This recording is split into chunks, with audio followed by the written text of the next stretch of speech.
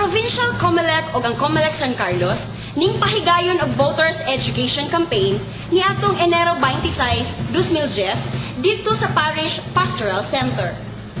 Ang maong kalihukan agi og pagpangandam sa umaabot nga 2010 automated local and national elections.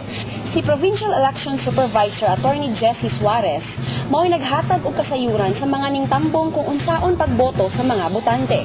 Ang pagboto ipaagi sa pag-shade sa lingin o circle, diin nahimuta ang pangalan sa mga kandidato sa balota o pagpahimutang sa balota sa PCOS o precinct count optical scan machine.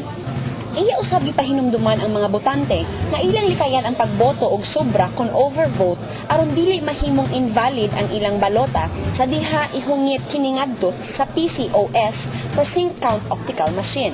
Matud pa niya gawa sa overvote, likayan sab sa mga botante ang paghimo og mga erasures, distinguish marks ug paggamit og laing ballpen ug lapis gawa sa ihatag kanila sa Board of Election Inspections diha sa cluster precinct tungod kay dili dawaton sa PCOS machine ang mga balota nga dunay problema sa computer security code sama sa mga pangalan ug mga katahapang marka.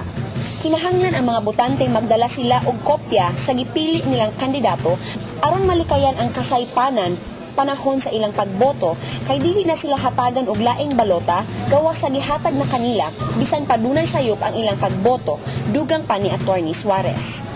Si City Election Officer Attorney Katrina L. Trinio sa Himamaylan ninghatag sab og dugang nga kasayuran kabahin sa PCOS machine nga makita sa mga ningtambong sa projector screen.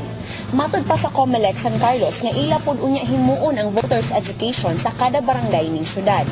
Ang voters education campaign gitambungan nila ni City Mayor Bong Lacson, Vice Mayor Gingo Valmayor Jr., mga SP members, San Carlos COMELEC officer, Attorney Maria Liza Tobera C., mga NGOs, mga barangay officials, mga private schools ug mga nagkadaiyang civic organizations.